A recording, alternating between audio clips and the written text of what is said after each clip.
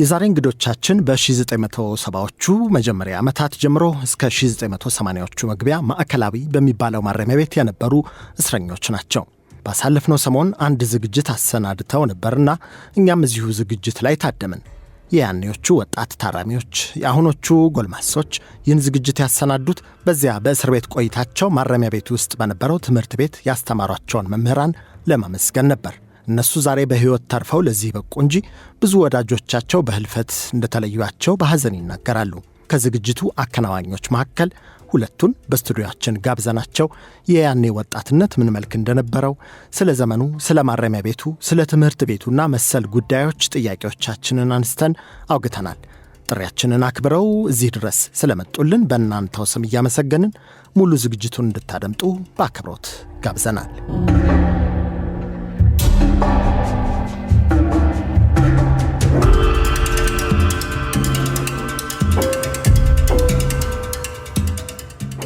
በቅድሚያ ወደ ስቱዲዮአችን እንኳን በሰላም መጣችሁ። ስለመጣችሁልን አክብራችሁ ስለደረሳችሁ በጣም እናመሰግናለን።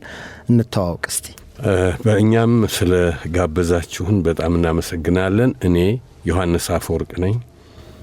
እኔም በጣም አመሰግናለሁ ለግብዣችሁ። ፋሲካ መለሰ እባላለሁ። እሺ፣ እንግዲህ የተገናኘ ነው ባለፈው ሰሞን የማረሚያ ቤት ያስተማሯችሁን እናመስገን በሚል መምህራንን የማመስገን ዝግጅት አዘጋጅታችሁ ነበርና እሱ ዝግጅት ላይ ነበር የተገናኘ ነው። በብዙ ሙከራ ዛሬ ተሳክቶልን ተገናኝተናል። ስለመጣችሁ በድጋሚ ከልብ እናመሰግናለን በአድማጮች ስም። እስቲ ስለ ዛን ጊዜ እናውራ መጀመሪያ አይደለ? ስለ ማረሚያ ቤቱ ከማውራታችን በፊት ስለ ጊዜው እስቲ እናውራ ትንሽ ምናልባት። እሺ ዮሐንስ። በጣም ጥሩ። እንግዲህ እንዳልከው ባለፈው ጊዜ የተገናኘ ነው ሞድስ የተባለ ፕሮግራም አዘጋጅተን ከዚህ በፊት ያስተማሩንን ወደ መንገድ ላስገቡን፣ ትክክለኛውን መንገድ ላሳዩን መምህራኖቻችንን እንደው ጊዜው ቢዘገይም አረፈድም ያለነው እስቲ እንመሰጋገን በሚል የሞድስ ፕሮግራም አዘጋጅተን ያ ፕሮግራም ደግሞ ሰምሮልን እዛ ፕሮግራም ላይ ያው ያኔን የተገናኘ ነው። ቀደም ብሎ ስላለ ሁኔታ ስላልከው እንግዲህ ቀደም ብሎ የነበረ ሁኔታ በእውነት እንደዚህ ነው ለማለት ሁላችንም ልጆች ነን። ያን ጊዜ ስሜታችን በጣም የገነፈለ ፍል ነው። ሁለተኛ ምንም ነገር እኮ የሚያሳስበን የሀገራችን ሁኔታ፣ ምክንያቱም የኛ ታላላቆች እዛ ትምህርት ቤት ሆነን ትምህርት ቤት ስብሰባ ይደረጋል ብዙ ጊዜ 69 70 እና ትምህርት ቤት ስብሰባ ሲደረግ ይወጡና በቃ ስለ ሀገራቸው ነው የሚያወሩት። የኛ ሀገር እንዲህ መሆን አለባት እንዲህ መሆን አለብን ነው።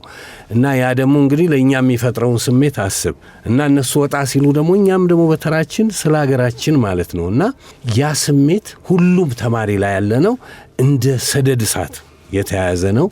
ሁለተኛ አንተዋወቅም። ለምሳሌ እኔ መድኃኔዓለም ነኝ፣ እሱ ሽመልስ ነው፣ ምኒልክ ያለ ተፈሪ መኮንን፣ ልዑል መኮንን እና አንድ የሆነ ኢሹ ከተነሳ ያንን ወይ ከመድኃኔዓለም ከተነሳ ተፈሪ መኮንን መድኃኔዓለም ምን ብሏል ይላል፣ ልዑል መኮንን ምንድነው ያለው፣ ሽመልስስ እንደዚህ አስፋውሰን ኮከበ ጽማ እንዲባልና እንደ ሰደድ እንትን ይያዛል፣ ወዲያው ይደርሳል። ከዛ በኋላ አትነሳም ወይ የግፍ አገዛዝ አይበቃህም ወይ ተነስ እያለን እንግዲህ መዘመርና መውጣት ነው። ሽመልስ ይከተላል፣ ተፈሪ መኮንን በቃ መቀጠል ነው። እንዲህ ነው ስሜቱና ያ ስሜት ነው ወደዚህ ውስጥ ከቶን ለሀገራችን ባለን ፍቅር ሌላ ምንም የምናውቀው ነገር የለም በወቅቱ። እና ዴሞክራሲ ያን ጊዜ መሬት ላራሹ ይባላል እና መሬት ላራሹ ከዛ ጊዜያዊ ህዝባዊ መንግስት ማለት ጀመረ። ምክንያቱም ምንም ሆነ ጦር ሰራዊት ስልጣን ያዘ ሲባል ይሄ ነገር እንግዲህ ሌሎች ሀገሮች ያለው ልምድ ስለሚያዩ ታላላቆቻችን ይሄማ አይሆንም አሉ። ጊዜያዊ ህዝባዊ መንግስት ይቋቋምና ለሚመሰረተው ህዝባዊ መንግስት መሰረት ይጣላል። ግን እንዳሰብነው አልሆነም።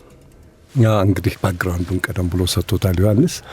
ከእስር ቤቱ ጋር የተገናኘና ከትምህርት ቤቱ ጋር የተገናኘ ስላልክ ምናልባት ኮንቴክስቱ የግቢው ኮንቴክስት ምን ይመስል ነበር ስንል ያልታሰረ የሰው አይነት፣ የሙያ አይነት፣ የእድሜ አይነት አልነበረም ማለት ይችላል።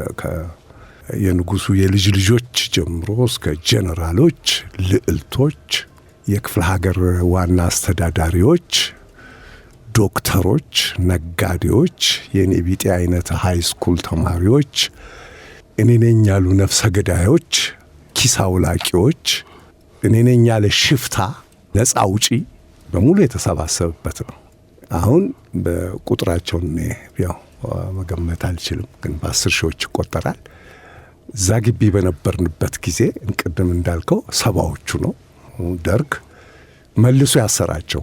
ሽብርን ካፋፋሙ በኋላ መልሶ ያሰራቸው የ4 ወይ 5 ድርጅት አባላት ሰዎች ነበሩ። ግን ይሄም ሆኖ በውስጣችን ቅራኔ አልነበረም ማለት አትችልም። ለምሳሌ አብረህ መብላት፣ አብረህ መጠጣት ብዙዎች ያስወግዳሉ። ለምሳሌ ከመኢሶን አባላት ጋር የአፓ ልጆች አብሮ መቁረስ የሚባል ነገር አለ። እዛ ላይ አንደማመም። ምንድነው ብዙ ነገር ግን አንድ የሚያገናኝን ነገር ነበረ። እሱም ትምህርት ቤት ነበረ። ከነሱ መካከል ተማሪዎች ብዙ አሉ፣ ከነሱ መካከል አስተማሪዎች አሉ። በርካቶቹ ተማሪዎች ነን። የተወሰኑት ደግሞ ቀላል ቁጥር የማይባሉ መምህራን ነበሩ። መምህራኖቹ ትምህርት ጨርሰው ዩኒቨርሲቲ ጨርሰው ዲግሪያቸውን ይዘው ስራ ላይ የነበሩ አሉ። እንደገና ከዩኒቨርሲቲ ያቋረጡ 4ኛ ዓመት፣ 3ኛ ዓመት፣ 2ኛ ዓመት፣ 1ኛ ዓመት የነበሩ አሉ። እና እንደዚህ ስለሆነ ይሄ ትምህርት ቤት ይሄ የነበረውን ቅራኔ አላልቶታል።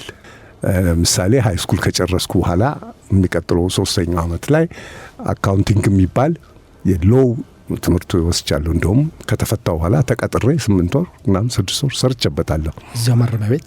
አዎ ማረሚያ ቤት በነበረን ሰርቲፊኬቴን እሱን አስይቼ ተወዳድሬ አልፌ ሰርቼበታለሁ። ገባ እና እዛ ውስጥ የሙያ ትምህርት ነው የምንለው እሱ ነው። ሌላም የቴክኒክ ሙያ ነበር። ከመደበኛ ትምህርቱ ባሻገር እንደገና ቋንቋ ነበር። ፈረንሳይኛ፣ አረብኛ፣ ጀርመንኛ፣ በአገር ውስጥም ትግርኛና ኦሮምኛ የተወሰኑ ሰዎች ይሰጡ እንደነበር አውቃለሁ። እና ትምህርት ቤቱ ብቻ ሳይሆን እንደገና የስፖርት ክበብም ነበረ። ያ ስፖርት ክበብ ደግሞ ተከፋፍለናል። ሆነ የምታየው ነገር አለ። የስፖርቱ መድረክና ትምህርቱ በተለይ ትምህርቱ አንድ አድርጎናል እና ልዩነታችንን በቃ አላልቶታል። አሁን ባለፈው ፕሮግራም እንዳየኸው እኛ በዛን ጊዜ ነፍሰ ገዳይ የምንላቸው ሰዎች መጥተዋል። ማለት ጥሪ ተደርጎላቸዋል። በጣም ነው ደስ ያለን። ሰውም ደስ ነው ያለው። ምንድነው እነሱን አስተምረዋል አይደለም። በቃ ያን ልንክድ አንችልም።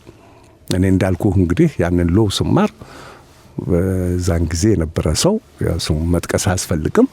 በጣም ነፍሰ ገዳይ የሚባል ብዙ ሰው ገደለ የሚባል ሰው ነው ያስተማረኝ።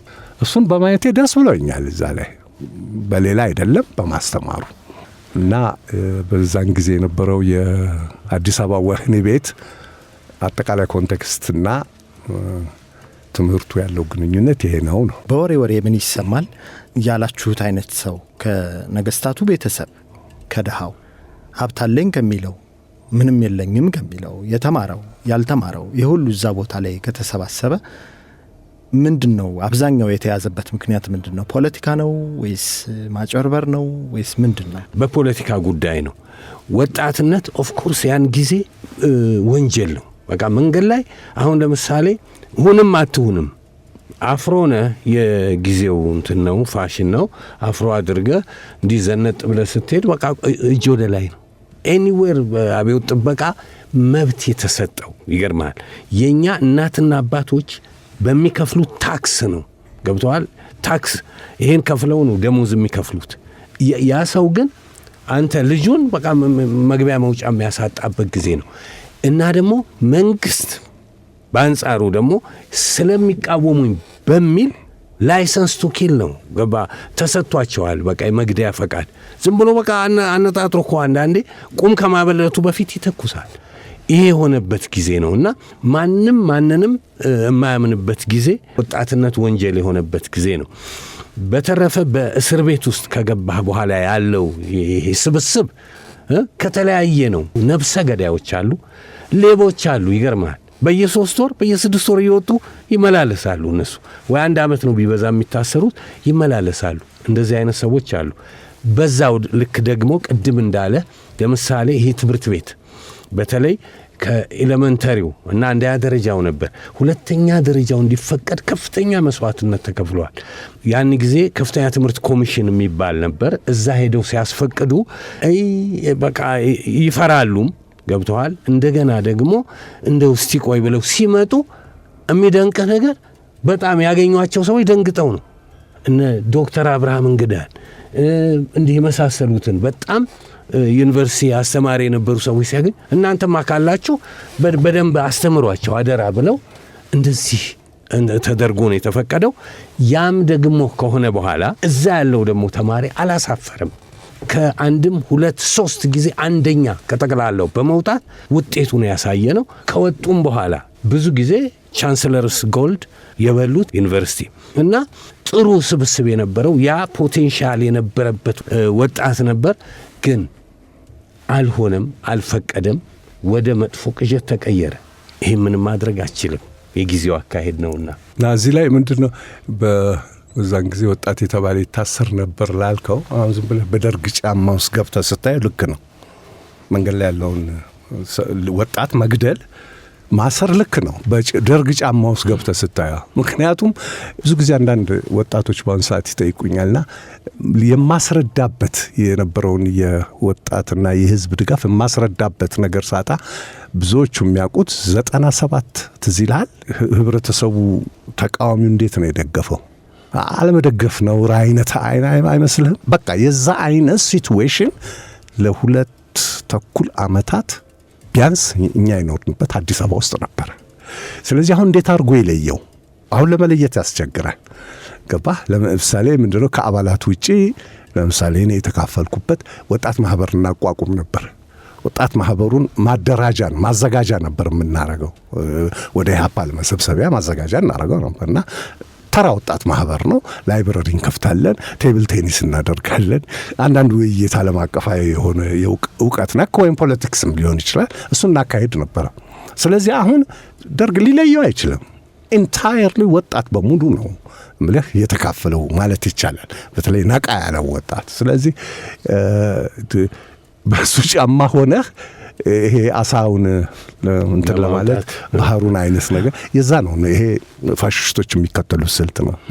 በበርካታ አገራት ነጥለው መምታት በሚያቀታቸው ጊዜ ኤሊቱን የነቃውን ቱል ሲያቀታቸው ህዝብን ማጨድ ነው። ከዛ ውስጥ ኦኬ 5% ከተገኘ ሰየው ነው።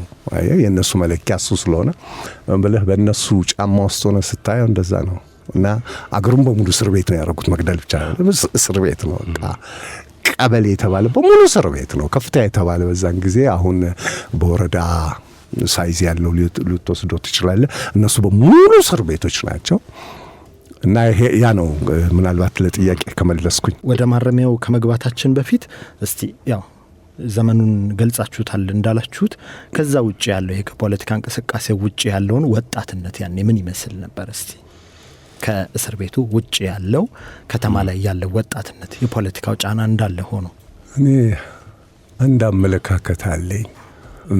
ያን ጊዜ ጆሊ ጃኪዝም የምንለው ፓርቲ የሚወዱ ልጆች በጣም ኤክስትሪምሊ ጸጉራቸውን በጣም አጎፍሮ ቤላ አድርገው ምናምን ቀን የፓርቲ ድግስ ያዘጋጁ የነበሩ ልጆች፣ እነዚህ የመሳሰሉት ወደ ዱርዬነት የሄዱ የነበሩ ልጆች፣ እነዚህ የመሳሰሉት እየጠፋ ነበር።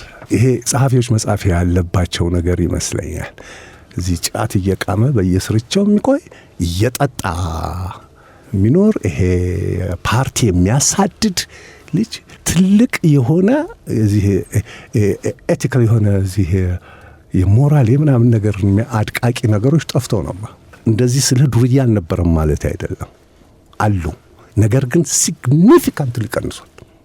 ፓርቲ ውስጥ መግባት የማይፈልጉ ልጆች ቤታቸው ናቸው፣ ወይም አባቶቻቸው ወላጆቻቸው አይለቋቸው። በምንም ቤቱን ዘግተው ነው የሚያስቀምጧቸው፣ አጥሩን ዘግተው ነው የሚያስቀምጧቸው። ስለዚህ እንደዚህ አይነት ወጣት የኛ ዓላማ ትክክል የሚሆን ትክክል አይሁን ዳዝ ማተር አብዛኛው ወጣት ብዙ ወጣት ገብቶበታል። ይቀሪው ግን ዱርይነቱን ትቷል። ይሄ ጆሊጃኪዝም ነው ያምለው። እንዳሁን የሚዘንጡት ልጆች ምንድናቸው የምትላቸው ልክ እንደዚህ አይነት ቢሄቪየሮች እየቀነሱ ነበር የመጡት በሚገርም። አለበለዚያ በጣም የቤት ቁጥጥር የሰለቸው ወይ ደግሞ የዚህ ፖለቲካውን ውስጥ መግባት ያልፈልገው ወታደርነት ተነስቶ ይሄዳል ወይ ወደ ጅቡቲ በጅቡቲ አድርጎ ወይ በኮንደር አድርጎ ምናምን የሚሄድ ነበር እና ይሄ አስፔክቱ አልተጻፈም ብዬ ነው ከአንተ ጥያቄ ጋር ይገናኝ አላውቅም። እዚህ ላይ ወጣትነትን ከያኔ መዝናኛ ጋር ምን ነበር የሚያዝናናው? ሙዚቃው፣ መዋያ ክበቦቹ። ትዝ የሚለኝ ምንድን ነው መሰለህ ያን ጊዜ እንደነገረህ ነው ወጣቱ በተቻለ መጠን ለማጥናት አላለም ወደ ድርጅትም ለመግባት ጥናቶች አሉ። የህብረተሰብ አመጣጥ እንዴት እንደሆነ ያን ጊዜ የነበረው የባሪያው የገዢ ስርዓት ፊውዳሊዝም እንደው ካፒታሊዝም ከዛስ የፍልስፍና መጽሐፎችን ማንበብ አለብህ። እነዚህን ይነበባል። ከዛ ውጪ ቅድም እንዳለው ያሉ የተወሰኑ ልጆች ናቸው። የተወሰኑ ቦታዎች ናቸው። ፓርቲም ጠፍቶ ነበር። ይገርማል። ምን ነበረ ድሮ የቦክስ ግሩፕ ነበር። ቻይና ግሩፕ፣ ሸራ ግሩፕ፣ 4 ኪሎ ግሩፕ፣ ገዳም ሰፈር እንደዚህ አላለም ነበር። የሚገርምህ ነገር ኢሚዲየትሊ ሟሸሸ። ያን ጊዜ ቻይና ግሩፕ የሚባሉ እዛ ትምህርት ቤት ሉል መኮንን እኛ ጋር መድኃኔዓለም ምናምን ይመጡ ነው። በቃ በአንድ ጊዜ ነው። እና እናቶች ምን ነገር ተገኘ ብለው አምላክን ያመሰገኑበት ነው። ምክንያቱም በወቅቱ ጉድ ያኔ ቻይና ግሩፕ ያለው ልጃቸው አንገቱን ሰብሩ ጫት እንኳን ያን ያህልም ነው ያን ጊዜ እስከዚህ እንትን የለም። ግን እንዲሁ ምን አይነት ነገር መጣ ያሉ አምላካቸውን የሚያመሰግኑበት ጊዜ ነው። በቃ ጸጥ ነው ያለ ወጣቱና ቤት ነው እንዳልኩ ጥናት ነው። ቀጠሮ ካለ በቀጠሮ ሰዓት ትሄዳለህ። ጥናትን አጥንተህ ወደ ቤት ነው። ዲሲፕሊንድ ነህ። ከማንም ሰው ጋር እንትን የለም። እንደዚህ አምባጓሮ ምን የሚባል ነገር የጠፋበት ጊዜ ነው። ጫት የሚቆሙ ልጆች ነበሩ። ምናልባት ትንሽ ግን እሱም የተወሰነ ነው። ግን ይሄ ለጥናት ያዛን ጊዜ ነበረውን የማርክሲዝም ሌኒዝም ጥናት በሚያካሂዱበት ጊዜ ለማምሸት እንደገና ወረቀት ለመበተን ሌሊቱን ነው ተዘጋጅተው መታደሩ። ለሱ እንቅልፍ እንትን ይላል ያሉ ልጆች ይቅሙ እንደነበረ ሰምቻለሁ። ማይካድ የቃሙ ያመሹ ነበረ። ለጥናት ተጠቀሙበት ነበር።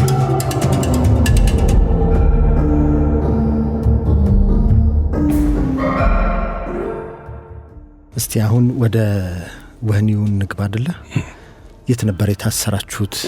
እንዴት ነበር መጀመሪያ ስትገቡ? ያው በልጅነት ያውም የመጀመሪያ እስር ቤት መግባት ምን ነበር ስሜቱ? በስሜቱ በመጀመሪያ ደረጃ ከፍተኞች በሙሉ እስር ቤት ነበሩ። እኛ ለምሳሌ መጀመሪያ ከፍተኛ ነበር እና እኛ የነበርንበት ደግሞ ከፍተኛ የተለየ ነው። ከደርግ ጽሕፈት ቤት ጋር አንድ አይነት ነው ተብሎ ከፍተኛ 25 ነበር። ከፍተኛ 25 ደግሞ ትልልቅ በወቅቱ በነበረው በፓርቲው ከፍተኛ ደረጃ የነበሩ ሰዎች ያሉበት ተብሎ ስለነበር እዛም የነበረው እስር ኃይለኛ ነው። በቀን አንድ ጊዜ ጠዋትና 11 ሰዓት ለሽንት ትወጣለህ። ከዛ ውጪ ተዘግቶብህ ነው። ምንም እንዲህ እንትን የምትለው ነገር የለም። ከዛ በኋላ ወደ ከርቸሌ ስንወርድ እኛ ወሬውም ትልቅ ስለነበር ገና ስንደርስ አንደኛ በቃ እንትን ብለነ ቢጫ ሰው አላለም ያን ያህል ፀሐይ ማናገኝና እንደ ጉድ በቃ ሰው ቁጭ ያዩን ነበረ። ለኛም ብርቅ ነው እንደዛ አይነት ቦታ። አንደኛ በልጅነት ነው ምንም ነገር አናቅም። እኔ በበኩሌ እንደዛ ነው። ብዙ ከኔ ጋር ያሉ ልጆች አላቅም። የመጀመሪያ ጊዜ ነው። አስበው የጭንቅላት ይሄ አእምሮህን ሳይኮሎጂካል እንትኑ ከባድ ነው። ሰው ስታያን ሁሉ ወደዛ ሰው ሲሮጥ ይገርማል። ገባን። ያው ጋቢና ዋራንት የሚባል ነገር አለ። ዋራንት ተቆርጦልህ ዓለም በቃኝ ነው መጀመሪያ የምትገባው። ዓለም በቃኝ ነው የገባሁት። ዓለም በቃኝ ስገባ ማአት ሰው ነው። ክፍሎች አሉ። ያስደነግጣል ገና ስትገባ። ራሱ ፖርታ የሚባላል እንደዚህ የምትፈተሽበት ቦታ እዛ እቃህን ምናምን ያሉ ልክ የተለየ ነገር እንደሆነ ከእስር ቤት ወደ እስር ቤት ነው። ግን ስትገባ በቃ ሰውን ስታይ እዛ የሚል ነገር ለእኛ በቃ ትንሽ የሚያስደነግጥ ነው። በቃ ገብተህ አንዱ ጥግ ነው ወይ የምትቆመው እና በአጋጣሚ ምኒልክ ትምህርት ቤት ማቀው አንድ ልጅ ነበረ 53 ቁጥር የነበረ እዛ ቆሜ በቃ ያው ግራ ገብቶኝ ያለ አስጠራኝና ያው እዛ በደባል ሆኜ እዛ ክፍል ገባሁ 53 ከዛ ከኔም ጋር የመጡ የሆኑ በየአቅጣጫው የመጡ ልጆች ነበር ብቻ እግዚአብሔር ይስጣቸው በደንብ አስተናገዱ ገባን ህይወት ብሎ ተጀመረ አዲስ አበባ ነበር እኔ 53 ነበርኩኝ 51 ቁጥር ደግሞ ልዑላኖቹ እዛ ነበሩ 51 እኔ 53 ነበርኩ በኋላ ግን ወደ 45 ቀይሬ ያለው ደግሞ ከዛ ልጆች ሲወጡ ስፈታ ከ45 ቁጥር ነው የተፈታሁት እና የሚገርምህ ደግሞ ሌላ ታሪክ እዚሁ ላይ ልጨምርልህ አባቴ የታሳስ መፈንቅለ መንግስት ታሳስ 5 ጀምሮና አባቴ ታስሮ ከአራተኛ ክፍለ ጦር እዛ ወስዶት ነበርና አንዴ ሲመጣ ሊጠይቀኝ ስንት ቁጥር እኔ እኮ 45 ቁጥር ነበርኩ አለኝ የሚገርም ነገር እኔ 53 ነኝ አልኩት ግን በኋላ ስቀየር 45 ቁጥር ነው እዛው 77 ዓመተ ምህረት ስፈታ ከዛ ክፍል ነው የተፈታሁት እሳቸው በ53 መፈንቅለ መንግስት የታሰረበት ክፍል እዛ ታስሮ ከዛ ነው ወደ ሮቢት ሄደው እኔ ደግሞ ከዛ ያው 7 ዓመት ተኩል ቆይቼ ከዛው ተፈትቻለሁ ፋሲካስ መጀመሪያ ሲገባ የነበረው እኔ ትንሽ ኮምፕሊኬትድ ነው እንደሱ ስሙዝ አይደለም 70 ዓመተ ምህረት መስከረም መግቢያ ላይ ነው ታሰርኩት በደህንነቶች ነው ታስኩት ደህንነት ነው ቀጥታ የወሰዱኝ ሰፈሬ ነው ወደ ቤቴስ እየገባሁ ነው በመኪና በቤት መኪና ነው ያፈኑ የወሰዱኝ ደርግ ጽፈት ቤት ነው ጽፈት ወደ 15 ቀን ያህል ቆዩኝ ነው ቶርች ምትለው ተደብድቤ ምናምን ከዛ ወዴት ሄድኩ ወደ ማዕከላዊ ነው ሄድኩት ማዕከላዊ ማለት ወደ ኋላ በመለስ አላቅም ነው ያልኳቸው በቃ ያ ወረቀት አንብቤ ያለው ነው ያልኳቸው የሚቀጠቅጡኝና በደህንነት መታሰሬ ጥቅሙ እሱ ነው የውስጥ አዋቂ ቢያሳስረኝ ማምለጥ አልችልም ይሄንን ገባ በደህንነት ነው እንግዲህ በራሳቸው እንትን ያፓ ይመስላል ወይ ያፓ ነው ምናምን ብለው ስላሰሩኝ ያጠቅሞኛል ገብቷል የራሴ ጥንካሬ ብቻ አይደለም እና ትንሽ ችክ ስልባቸው በቃ ገር አርፈው እዛ 15 ቀን ቆይተው ማዕከላዊ ወሰዱኝ 10ኛው ወር ላይ ስሜ ተጠራ እና 1 ዓመት ተፈረደበት እንግዲህ ማለት ምን ማለት ነው የኢሃፓን ወረቀት ስላነበብኩ 1 ዓመት የተፈረደበት በዛ ነው የሰጠሁት ቃል እሱ ነው ገብቷል ስለዚህ በዛ ነው ከዛ በኋላ እኔ ማመን አልቻልኩም ወዲያው ከርቸሌ ከተፈረደበት እዛ አትቆይም ከርቸሌ ሄድኩ ስንት ቀረኝ 10 ወር ስለታሰርኩ 2 ወር ከርቸሌ ቆይቼ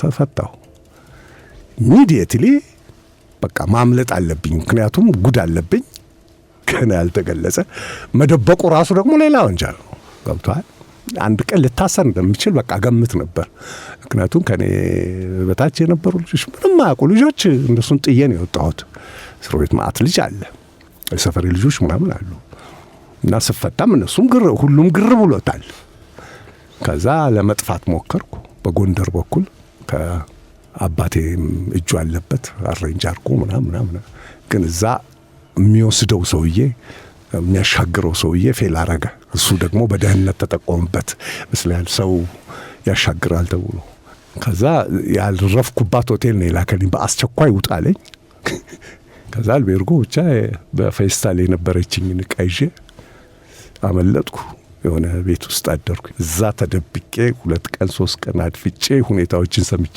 ትኬት ቆርጬ ወደ አዲስ አበባ መጣሁ ከዛ ወዲያው እኔ እንግዲህ ያኔ 10ኛ ክፍል ነኝ እንግዲህ ስታሰር 10ኛ ክፍል የጨረስኩት ነው ከዛ በ10ኛ ክፍል እርዳታ ማስተባበሪያ ተቀጠርኩ ይሄ ሬዲዮ ኦፕሬተር ምናምን የሚባለው ትምህርት ቤት መግባት አልፈለኩም ተመልሼ ሃይ ስኩል ምክንያቱም እዛ የሚያቆዩ ልጆች ያዩኛል ምናምን ከዛ ትምህርቱን ጨርሼ ምርጫ ምናምን ሲደረግ እንደምንም ብዬ እዚህ በኬንያ ድንበር ላይ ያለ አንድ ወረዳ እዛ እንድመደብ ሆንኩና በዛ እኔ በዛው ለመጥፋት ነው በኬንያ በኩል በዚህኛው ልሳካ አርጌ እንደ ነገ ሊሄድ እንደ ዛሬ አንድ በኢሃፓ የሚያቀይ ልጅ ነበር እኔ ያልተናገርኩትን እሱ ተናግሯል ለማጣራት ብሎ እንደገና ያለውበት ድረስ ያው እድል ቤቴማ እንግዲህ እድል ነው፣ ምንም ልታረጋው አትችልም።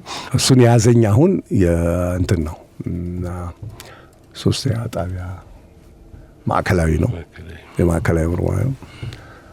እዛ እሱ ያለው ሲተፈት እኔ ያልኩት ዶክመንት ምን ከዛ በኋላ ያው እሱንም ቢሆን ሁሉንም አልነገርኳቸውም። ኦኬ ለምን አልተናገርክም? ፈርቼ ነው ሰው ሞታለሁ ፈለጋችሁ አርጉ። እኔ ግን ተወሰነ ወረቀት በትኛለሁ ምናምን ምታትል አነስ ያለችዋን ነገር ተናገርኩ።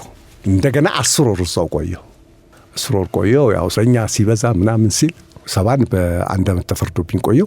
71ን አዲስ አበባ ልጠፋ ስል ከዛ እርዳታ ማስተባበሪያ ስልጠና ነበረው ምናምን እሱን 6 ወር 7 ወር ስልጠና ነበር። ከዛ ላይ ሲል አንዱ አመት 71 አለቀ።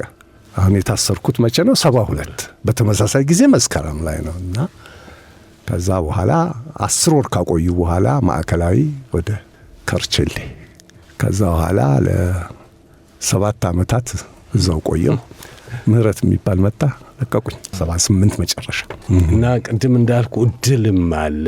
አንዳንድ ጊዜ ደግሞ ትንሽ አጋጣሚዎች የሚተላለፉ አሉና በዛ ተርፈናል። ያኔ ቀይ ሽብር እንትን በሚልበት ጊዜ ከፍተኛው ደግሞ በጣም መጥፎ ነው እኛ የነበርንበትና ከደርግ ጽሕፈት ቤት ጋር ነው ምርመራው ስለሆነ እየመጡ ደነፉባል። ጠዋት ማታ በቃ ውሰድና እንዲህ አድርገው ነው እጨደው፣ ግረፈው፣ ግደለው እና በቃ ደግሞ አንዳንድ ስታስብ ይሄ መከራውንም ድብደባውንም ሞቼ ለምን አላርፍም አንድ ነች ምናምን ትላለህ። አይመጣም ግን አንተ እንደፈለግከው ያው እንደተሰቃየህም ምንም እንዳልክ ትኖራለህ። ለማንኛውም እንዳልኩ ወደ ወህኒ ቤት ሄደን እዛ አለፍን፣ ወጣን። ይሄው አሁን ህይወትን እየኖርን ነው። ቅድም እንዳልኩ እነዚያ መንገድ ያመላከቱን ሰዎች መወድስ ለማድረግ ነው ባለፈው ጊዜ እኛ የነበርነው።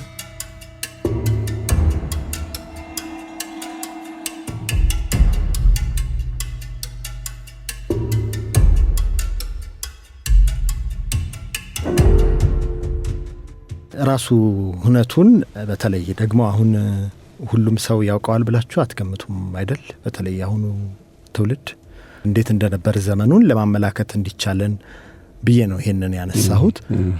መጥፎ ትዝታ ቀስቅሼባችሁ እንደው ይቀርበሉኝ።